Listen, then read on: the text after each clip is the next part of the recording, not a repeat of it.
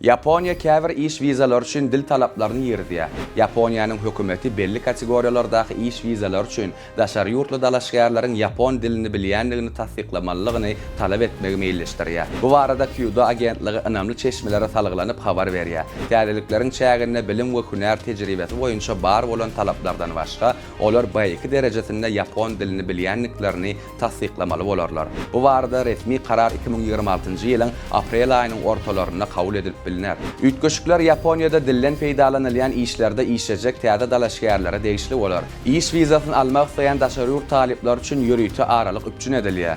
Talaplaryň berkidilmegi daşary ýurtlar aýatlaryň hünärli viza bilen girip pes hünärli işlerde işleýän ýagdaýlarynyň köpelmegi bilen baglanşdyrylýar. Täzeliklerin ilkinji dinleýijisi bolmak üçin bize agda bolun.